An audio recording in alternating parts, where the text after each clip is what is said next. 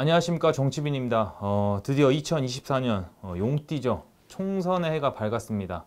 이번 총선 지난번 총선보다도 느낌도 다르고 뭔가 제가 보기엔 좀 더 활기가 차 있는 느낌이 좀 있거든요. 그게 아무래도 제3지대 논의 때문인 것 같습니다.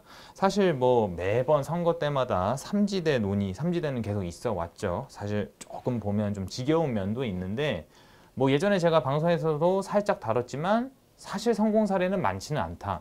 최근으로 보면 16년도에 이제 안철수 의원의 국민의당 그 정도였던 거죠. 그런데 이번엔 이제 나름 또 거물급들이 거대 정당에서 나와서 따로 살림을 차린다고 합니다.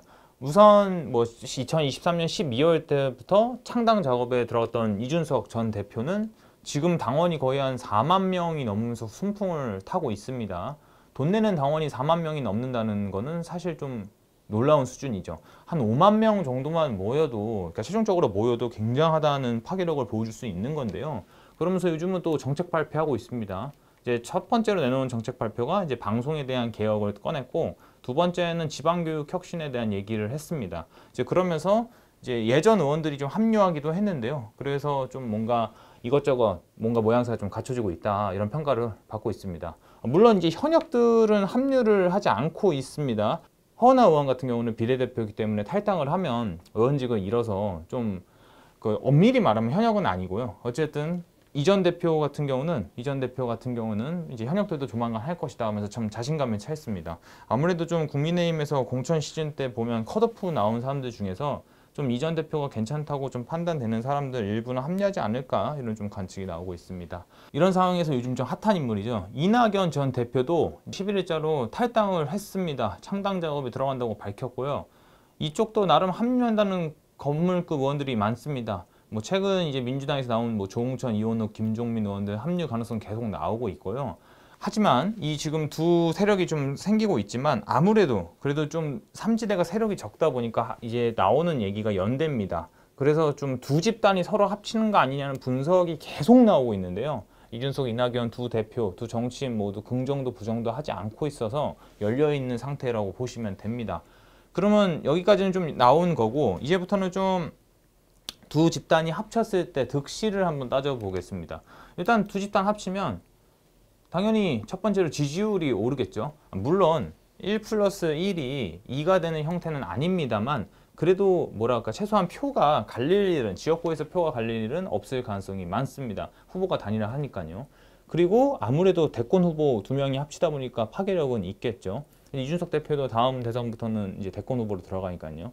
그러면서 또 어쨌든 주목도가 삼지대지만 굉장히 밝게 될 것이고, 이런 것들, 이런 이점 분명히 있을 거다.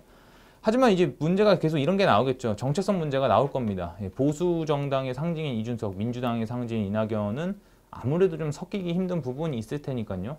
가령 예를 들어서 이준석 대표의 상징적인 젠더 이슈에 대한 대응, 뭐 이런 것들을 이낙연 대표가 동의를 할 수 있을까, 이런 것들에서는 좀 그림이 안 만들어지는 거죠. 저는 좀 이게 소위 말하는 좀 에러가 생길 가능성이 있다고 봅니다. 게다가 좀 이런 거 저런 거 다 섞이다 보면은 정체성의 모호함이 생겨서 오히려 독이 생길 것으로 보이는 건데요. 두 사람이 과연 또 같이 가는 게 의미가 있을까 싶은 지점도 있습니다. 이런 부분 때문에요. 그러니까 이제 잡탕밥이 돼버리는 상황이 될 수도 있는 거죠. 그리고 현실적으로 가장 큰 문제는 이게 좀 선거 야합으로 비춰질 가능성이 크다. 일단 두 사람 생각이 다릅니다. 이준석 대표는 이제 공개적으로 뭐 보수정당 재건을 얘기하고 있죠. 이낙연 대표 같은 경우도 민주당 정상화가 사실상 목표거든요. 그렇다면 둘이 합쳐졌을 때 이 당은 일회성 정당이라는 의구심이 들 수밖에 없는 거죠. 뭐 두 사람 다 각자 열심히 하다가 나중에 서로 목적에 맞게 거대 정당을 접수하는 모양이 될 수도 있지만, 이렇게 둘이 합치는 건 좀 명분이 좀 저는 없다고 봅니다. 이런 식으로 일회성이라면요.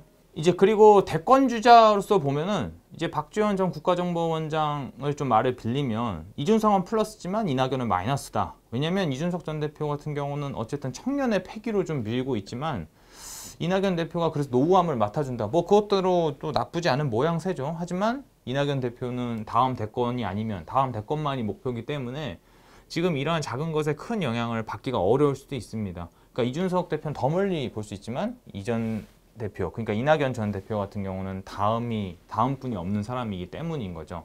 그래서 이제 아까 얘기 현실적인 얘기로 돌아가면 이게 두 세력이 합치면 비례대표본부나 이런 것들에 있어서도 좀 뭔가 좀 잡음이 나오다 보면 서로 야합한다, 구태스러운 모습이 나올 가능성이 좀 뻔합니다. 이건 어쩔 수가 없죠. 비례대표본부 이런 거는 의원수 하나하나 결정되기 때문에.